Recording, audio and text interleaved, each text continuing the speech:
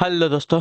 Good morning, नमस्कार। आप सभी का स्वागत है आप सभी के अपने यूट्यूब चैनल परीक्षा की शिक्षा में। उम्मीद करता हूँ, आशा करता हूँ कि आप सभी जो स्वस्थ हैं, कुशल मंगल है, तैयारी जो है बढ़िया और अच्छे तरीके से आप सभी लोग कर रहे थे। जो भी क्लास में फर्स्ट टाइम आए हैं, पहली बार आए हैं, नए हैं, उन सभी को पता था हमारे पे आपकी यूपीटी पीटी पीटी एग्जाम 2025 की आपकी तैयारी साथ ही रेगुलर बेसिस पे डेली जो है करवाई जाती है। जिसे भी तैयारी पूरी करनी है, कंप्लीट करनी है, चैनल को सब्सक्राइब करके आप लोग हमारे साथ जुड़ जाइएगा। ठीक है, क्लास का समय देखिए, जीके जीएस की जो क्लास है सुबह 10 बजे डेली आप सभी को देखने को मिलती है। ग्राफ और मैथ्स की क्लास जो है दोपहर को 2 बजे देखने को मिलती है। हिंदी की जो क्लास है शाम को 7 बजे आप सभी को देखने को मिलते हैं। इसी टाइम पे आप सभी को क्लास से जुड़ के तैयारी को पूरा और कंप्लीट करना है। नीचे डिस्क्रिप्शन में आपको इंस्टाग्राम टेलीग्राम का लिंक मिलेगा, तो आप इंस्टाग्राम को फॉलो कर लीजिएगा, टेलीग्राम चैनल को ज्वाइन कर लीजिएगा। टेलीग्राम से पे डेली बेसिस पे क्लास का अपडेट, आपको एग्जाम का अपडेट जो है देखने को मिल जाएगा। एग्जाम डेट की बात करें, 6 और 7 सितंबर को जो है आपका एग्जाम है। ठीक है, क्लियर है। अब चले क्लास स्टार्ट करें, देरी नहीं करेंगे। आपके क्लास में एक एक क्वेश्चन आपके एग्जाम के लिए बहुत ही इंपॉर्टेंट है। एक एक क्वेश्चन को ध्यान से अच्छे से देखिएगा, उसका उत्तर देने की कोशिश कीजिएगा। ठीक है, पहला क्वेश्चन आपके सामने देख। क्लास स्टार्ट करने से पहले सभी से रिक्वेस्ट है, जिसने अभी तक क्लास को लाइक नहीं किया लाइक करेंगे, शेयर नहीं किया शेयर करेंगे, और जिसने अभी तक चैनल को सब्सक्राइब नहीं किया वो लोग जो है चैनल को सब्सक्राइब कर लेंगे। चलिए, क्वेश्चन नंबर 1 है, द्वितीय बौद्ध संगीति का आयोजन किसके शासनकाल में हुआ था? उदयभद्र के, महापद्मानंद के, अशोक के या काला अशोक के? तो द्वितीय बौद्ध संगीति का आयोजन जो है आपका हुआ था काला अशोक के शासनकाल में। ठीक है, तो ऑप्शन नंबर आपका डी राइट होगा। क्लियर सभी को? कब हुआ था? 383 ईसा पूर्व हुआ था। ठीक है, अगले क्वेश्चन की तरफ बढ़ेंगे। आपका है दूसरा नंबर, क्या देगा? अकबर ने इबादत खाना का निर्माण करवाया था, कहाँ पर बताइए? अकबर ने इबादत खाना का निर्माण कहाँ पर करवाया था? आगरा में, फतेहपुर सीकरी में, दिल्ली में या सिकंदरा में? तो आपका राइट आंसर हो जाएगा फतेहपुर सीकरी। ऑप्शन नंबर आपका बी राइट होगा। ठीक है, अगला क्वेश्चन तीसरा नंबर, आर्य समाज की स्थापना हुई थी किस वर्ष में? बताइए, आर्य समाज की स्थापना किस वर्ष में हुई थी? तो आर्य समाज की स्थापना आपकी हुई थी साथियों 1875 ईस्वी में। किसने की थी? तो ये भी आपको बताया गया है, स्वामी दयानंद सरस्वती ने। ठीक है, किसने करवाई थी? स्वामी दयानंद सरस्वती ने। ठीक है, आर्य समाज की स्थापना 1875 में स्वामी दयानंद सरस्वती ने बम्बई में की थी। कहाँ पे की थी ये बात भी आता है कि कोई पूछ दिया जाएगा तो आप लोग बता दीजिएगा, बम्बई में की थी। ठीक है, अगले क्वेश्चन की तरफ बढ़ेंगे। क्वेश्चन नंबर 4 है आपका, इनमें से कौन जो है काकोरी कांड से संबंधित नहीं था? बताइए, इनमें से कौन जो है काकोरी कांड से संबंधित नहीं था? तो काकोरी कांड से संबंधित नहीं थे आपके सूर्यसेन। ठीक है, ऑप्शन नंबर आपका डी राइट होगा। क्लियर सर को? राम प्रसाद बिस्मिल, राजेंद्र लाहड़िया और अशफाक उल्ला खान जो है आपके काकोरी कांड से संबंधित है। हम्म, चलिए,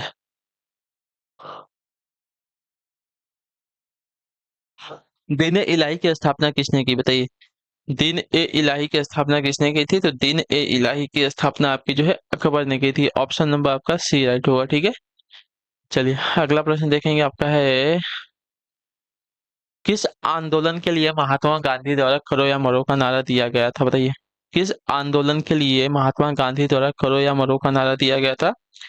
तो इसका राइट आंसर आपका हो जाएगा साथियों भारत छोड़ो आंदोलन। ठीक है, ऑप्शन नंबर आपका बी राइट होगा। भारत छोड़ो आंदोलन के दौरान जो है महात्मा गांधी द्वारा करो या मरो का नारा दिया गया था। ठीक है, क्लियर सभी को? चलिए अगले क्वेश्चन की तरफ बढ़ेंगे। आपका है 7वां नंबर, आजाद हिंद फौज किसके नेतृत्व में लड़ी? बताइए, आजाद हिंद फौज जो है किसके नेतृत्व में लड़ी थी? तो यह लड़ी थी आपके साथी सुभाष चंद्र बोस के नेतृत्व में। ठीक है, ऑप्शन नंबर आपका डी राइट होगा। क्लियर सभी को? सुभाष चंद्र बोस के नेतृत्व में आजाद हिंद फौज जो है लड़ी थी। चलिए अगले क्वेश्चन की तरफ बढ़ेंगे। आपका है 8वां नंबर, स्वतंत्र भारत के प्रथम भारतीय व अंतिम गवर्नर जनरल कौन थे? बताइए, स्वतंत्र भारत के प्रथम भारतीय व अंतिम गवर्नर जनरल कौन थे? तो यह थे आपके चक्रवर्ती राजगोपालाचारी। ठीक है, ऑप्शन नंबर आपका ए राइट हो जाएगा। ठीक है, क्लियर हो गया इसके बारे में? चलिए अगले क्वेश्चन की तरफ देखेंगे, आपका है क्वेश्चन नंबर 9। क्या देगा? लॉर्ड कर्जन के बंगाल विभाजन के पीछे निम्नलिखित में से कौन सा एक मकसद नहीं था? ठीक है, लॉर्ड कर्जन के बंगाल विभाजन के पीछे निम्नलिखित में से कौन सा एक मकसद नहीं था? बंगाली राष्ट्रीयता के मूल पर हमला करना, ये तो था। बांटो और शासन की नीति करो, शासन करो की नीति, ये भी आपका था। ब्रिटिश राज्य की शक्ति का प्रदर्शन, ये भी था। सरकार के प्रशासनिक भार को सहज करना, ऐसा कुछ नहीं था। ठीक है, तो ऑप्शन नंबर आपका डी राइट होगा। ठीक है, सरकार के प्रशासनिक भार को सहज करना लॉर्ड कर्जन के बंगाल विभाजन के पीछे का मकसद नहीं था। बंगाल विभाजन का निर्णय आपका वर्ष 1905 में तत्कालीन वायसराय लॉर्ड कर्जन द्वारा लिया गया था। ठीक है, मुस्लिम बहुल क्षेत्र को एक पृथक प्रांत के रूप में विभाजित करने के लिए बंगाल को दो भागों में बांटा गया था। विभाजन का प्रस्ताव आपका 16 अक्टूबर 1905 को प्रभावी हुआ, इसे बंग भंग कहा गया। ठीक है, अगला क्वेश्चन, देश बंधु किसे कहा जाता था?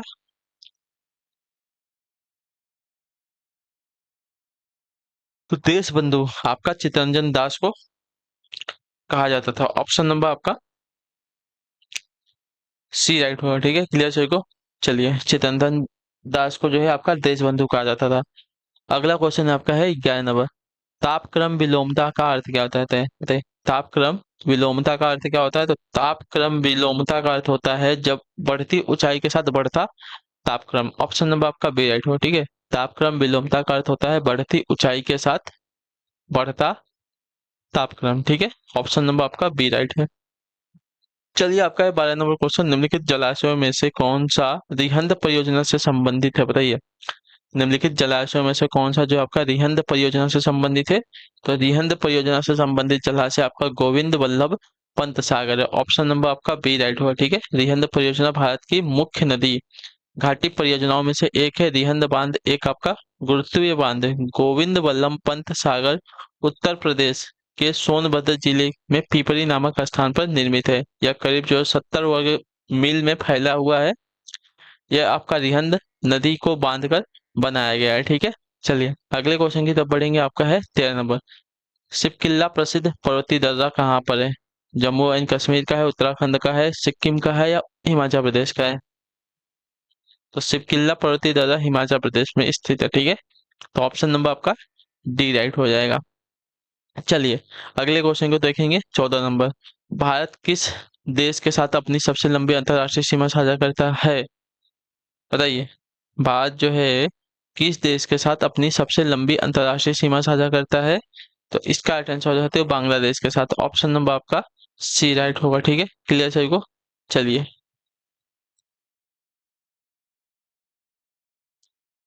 अगले क्वेश्चन की तरफ बढ़ेंगे। आपका है 15 नंबर।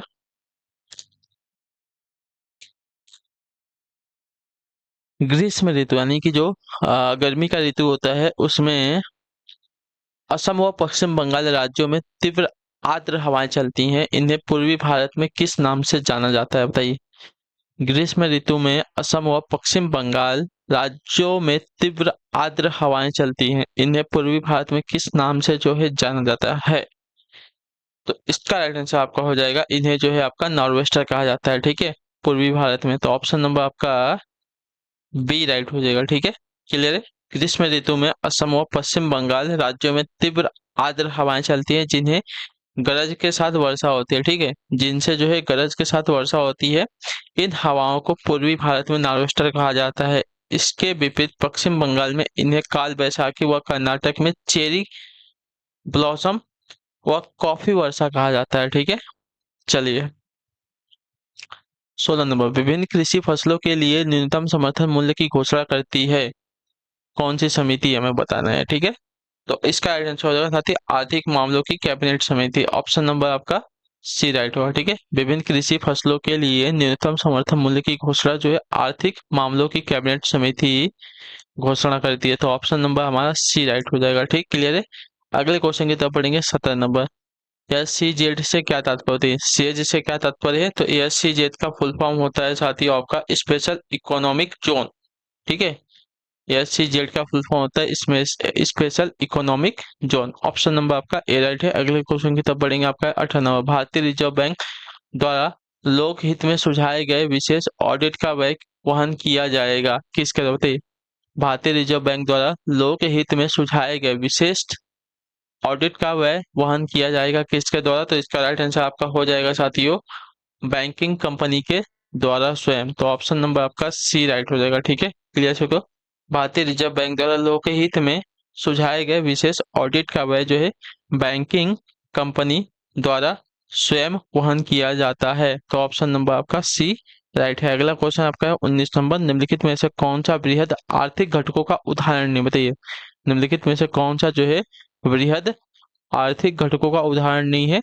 तो यह है आपका साथियों उपरोक्त में से कोई नहीं। ठीक है, आर्थिक घटक का तात्पर्य किसी देश के धन के अच्छे कामकाज की गारंटी से है। ठीक है, इन तत्वों के बीच ये कंपनियां उपभोक्ताओं, बाजारों एवं सरकार पर जोर देती है। ठीक है, इसके अंतर्गत परिवार, कंपनी, सरकार, वित्तीय संस्थान, आयात व निर्यात, बाजार, श्रम श्रम क्या है निर्यात बाजार, श्रम बाजार, वस्तुओं व सेवाओं के बाजार इत्यादि घटक आते हैं। ठीक है, अगला क्वेश्चन है आपका 20 नंबर, 1969 के बाद जो है राष्ट्रीयकृत हुए बैंकों की संख्या कितनी है? बताइए 1969 के बाद राष्ट्रीयकृत हुए बैंकों की संख्या कितनी है? तो आपका राइट आंसर हो जाएगा साथियों 14। ठीक है, ऑप्शन नंबर आपका सी राइट होगा। भारत में 19 जुलाई 1969 को जो है 14 बड़े वाणिज्यिक बैंकों को राष्ट्रीयकृत किया गया। इसके लिए भारत सरकार द्वारा बैंकिंग कंपनी अध्यादेश 1969 जारी किया गया। ठीक है, चलिए 1980 में जो है 6 और निजी बैंक और निजी वाणिज्यिक बैंकों को राष्ट्रीयकृत किया गया, जिसके बाद इनकी संख्या जो है बढ़कर 20 हो गई थी। अगला क्वेश्चन है आपका 21 नंबर, सामुदायिक विकास कार्यक्रम शुरू किया गया था किस वर्ष में? तो ये आपका किया गया था 2 अक्टूबर 1952 में। ठीक है, ऑप्शन नंबर आपका ए राइट होगा। डेट याद रखिए 2 अक्टूबर। ठीक है, महात्मा गांधी का जन्मदिन है।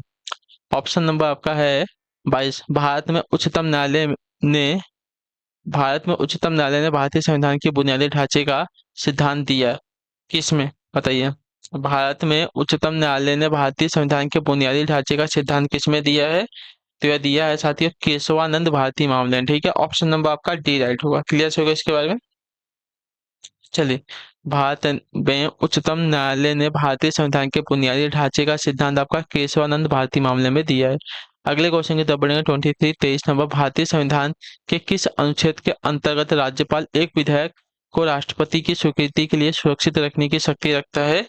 तो इसका राइट आंसर हो सकती है अनुच्छेद 200 में। ठीक है, ऑप्शन नंबर हमारा सी राइट होगा। ठीक है, भारतीय संविधान का अनुच्छेद 200 राष्ट्रपति को लगभग निषेधाधिकार की शक्ति देता है। राज्यपाल को राज्य विधायिका द्वारा पारित किसी विधेयक के विचारों को सुरक्षित रखने की असीम शक्ति देता है यार। ठीक है, चलिए क्लियर है। अगले क्वेश्चन की तरफ बढ़ेंगे आपका 24 नंबर, भारत के उपराष्ट्रपति का निर्वाचक मंडल द्वारा किया जाता है, जिसके सदस्य कौन होते हैं? तो इसके सदस्य आपके संसद के दोनों सदनों के सभी सदस्य होते हैं। ऑप्शन नंबर आपका बी राइट होगा। ठीक है, भारत के उपराष्ट्रपति का निर्वाचन जो है निर्वाचक मंडल द्वारा किया जाता है, जिसके सदस्य आपके संसद के दोनों सदनों के सभी सदस्य होते हैं।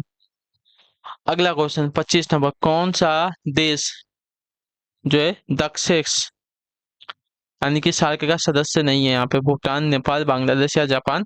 तो इसका राइट आंसर हो जाती है जापान। ऑप्शन नंबर हमारा डी राइट होगा। ठीक है, क्लियर है।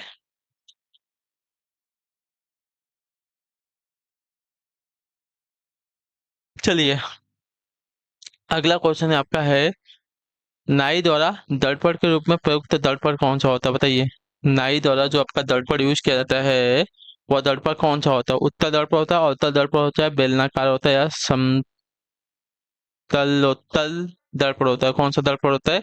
तो यह दर्पण आपका होता है साथियों अवतल दर्पण। ठीक है, ऑप्शन नंबर हमारा बी राइट होगा। क्लियर से को नाई दर्पण के रूप में जो है अवतल दर्पण का उपयोग करता है। अगला क्वेश्चन आपका है 27वां प्रश्न, उत्तर दीजिएगा। राइट आंसर क्या हो जाएगा? संकेत या आवक को जानने और उस पर जावक क्रिया द्वारा प्रतिक्रिया देने की प्रक्रिया तीव्रता से पूर्ण की जाती है, ऐसा जुड़ाव सामान्यतः क्या कहलाता है? तो यह कहलाता है प्रतिवर्ती क्रिया। ठीक है, ऑप्शन नंबर आपका ए राइट होगा। ठीक है, संकेत या आवक को जानने और उस पर जावक क्रिया द्वारा प्रतिक्रिया देने की क्रिया तीव्रता से पूर्ण की जाती है, ऐसा जुड़ाव समानता आपका प्रतिवर्ती क्रिया कहलाती है। ठीक है, तो ऑप्शन नंबर हमारा ए राइट है। अगले क्वेश्चन की तरफ बढ़ेंगे। 28 नंबर, ठोस कार्बन डाइऑक्साइड को रिक्त स्थान कहते हैं, क्या कहते हैं? तो ठोस कार्बन डाइऑक्साइड को कहते हैं आपका शुष्क बर्फ। ऑप्शन नंबर हमारा बी राइट होगा। ठीक है, क्लियर है। चलिए अगले क्वेश्चन की तरफ बढ़ेंगे। आपका है 29 29 नंबर, आवृत्ति मापने की इकाई का नाम क्या है? तो आवृत्ति मापने की इकाई का नाम आपका होता है साथियों हर्ट्ज। ठीक है, ऑप्शन नंबर हमारा सी राइट होगा। आवृत्ति मापने की इकाई का नाम आपका हर्ट्ज होता है। ठीक है, अगले क्वेश्चन की तरफ बढ़ेंगे। 20 नंबर, निम्नलिखित में वह धातु जो उष्मा की सुचालक है कौन सी है? चांदी, सीसा, पारा या जस्ता?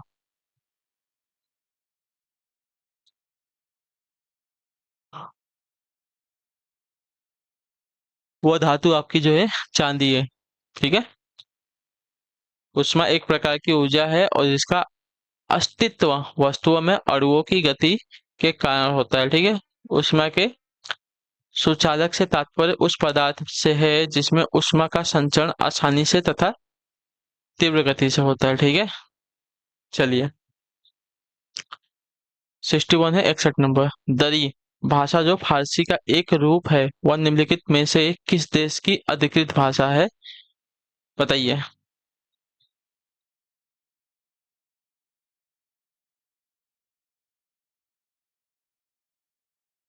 तो इसका सही उत्तर आपका हो जाएगा साथियों अफगानिस्तान के। ठीक है, ऑप्शन नंबर हमारा डी राइट होगा। ठीक है, क्लियर से को दरी भाषा जो दरी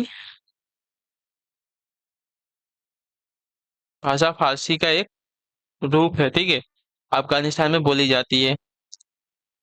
अगले क्वेश्चन की तरफ बढ़ेंगे। आपका है 62 नंबर, भारत में पहली बार GSLV का प्रयोग कब किया गया था? बताइए, भारत में पहली बार जो है GSLV का प्रयोग कब किया गया था? तो भारत में पहली बार GSLV का प्रयोग आपका वर्ष 2001 में किया गया था। ऑप्शन नंबर हमारा डी राइट होगा। चलिए अगले क्वेश्चन की तरफ बढ़ेंगे। आपका है 63 नंबर, भारतीय मूल KVA शिवा अय्यादुरई किसके आविष्कार से जुड़े हुए हैं? बताइए, भारत के भारतीय मूल के वी ए शिवा, ठीक है, वी ए शिवा अय्यादुरई जो है किसके आविष्कार से जुड़े हुए हैं? तो इसका राइट आंसर आपका हो जाएगा साथियों ईमेल के आविष्कार से। ठीक है, ऑप्शन नंबर हमारा ए राइट होगा।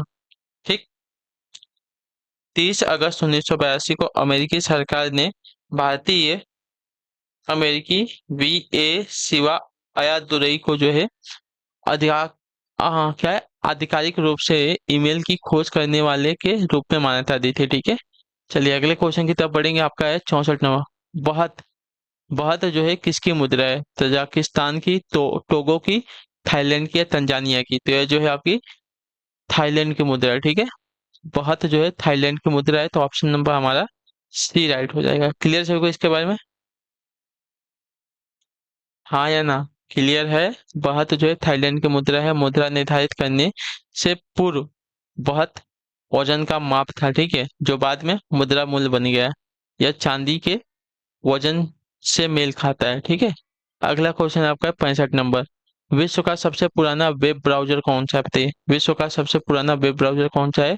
तो वर्ल्ड वाइड वेब। ठीक है, ऑप्शन नंबर हमारा ए राइट हो जाएगा। ठीक ठीक है, इसका निर्माण वर्ष 1991 में टिम बर्नर्स ली ने किया था। ठीक है, 1991 में किसने किया था? टिम बर्नर्स ली ने किया था।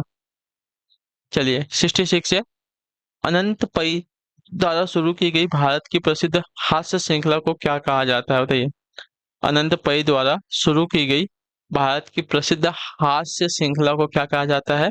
तो इसे कहा जाता है आपका अमर चित्र कथा। ठीक है, ऑप्शन नंबर हमारा बी राइट हुआ। ठीक है, क्लियर से को अनंत पै जिन्हें अंकल पै के नाम से जाना जाता है भारतीय शिक्षा शास्त्री और कॉमिक्स श्रृंखला के प्रसिद्ध रचयिता थे।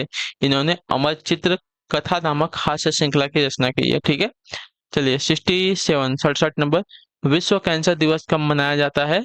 तो विश्व कैंसर दिवस आपका मनाया जाता है 4 फरवरी को। ऑप्शन नंबर हमारा ए राइट हो जाएगा। ठीक है, अगले क्वेश्चन की तरफ बढ़ेंगे। आपका है 68, पीसीबी का पूरा नाम क्या है? पीसीबी का फुल फॉर्म क्या है? तो पीसीबी का फुल फॉर्म देखेंगे तो पीसीबी का फुल फॉर्म होता है प्रिंटेड सर्किट बोर्ड। ठीक है, ऑप्शन नंबर हमारा सी राइट होगा। पीसीबी का फुल फॉर्म होता है प्रिंटेड सर्किट बोर्ड। यह एक विद्युत अवयव है जो विभिन्न इलेक्ट्रॉनिक अवयव को जो है आधार प्रदान करने के लिए तथा इनमें आपस में सुचालक माध्यम से जोड़ने के लिए उपयोग में लाया जाता है। ठीक है, अगला क्वेश्चन 69 नंबर क्वेश्चन, तो भारत के किस पूर्व प्रधानमंत्री को मरणोपरांत भारत रत्न से सम्मानित किया गया था? बताइए, भारत के किस पूर्व प्रधानमंत्री को जो है मरणोपरांत भारत रत्न से सम्मानित किया गया था? तो आपका राइट आंसर यहाँ पे हो जाएगा साथियों राजीव गांधी को। ठीक है, ऑप्शन नंबर हमारा बी राइट हुआ। ठीक है, राजीव गांधी भारत के पूर्व प्रधानमंत्री जिन्हें मरणोपरांत यानी कि मरने के बाद जो है भारत रत्न से सम्मानित किया गया था। ठीक है, अगला आपका 70 नंबर क्या देगा? आधुनिक लॉन टेनिस खेल की शुरुआत कहाँ हुई थी? तो ये आपकी हुई थी साथियों बर्मिंघम में, बर्मिंघम में। ठीक है, ऑप्शन नंबर हमारा सी राइट होगा। आधुनिक लॉन टेनिस खेल की शुरुआत आपकी बर्मिंघम में हुई थी, ऑप्शन नंबर सी राइट है। ठीक है, चलिए इसी के साथ जो आपकी क्लास है आज की यहीं पे पूरी होती है, कंप्लीट होती है। उम्मीद करता हूँ आपको क्लास जो अच्छी लगी, पसंद है तो अपना जो क्लास को लाइक कर दीजिए, चैनल पहले चैनल को सब्सक्राइब कर दीजिए। हम आपसे मिलते हैं आपकी अगली क्लास है, तब तक के लिए टाटा बाय बाय, जय हिंद जय भारत। आपसे क्लास से जुड़ने के लिए बहुत बहुत ही धन्यवाद साथियों।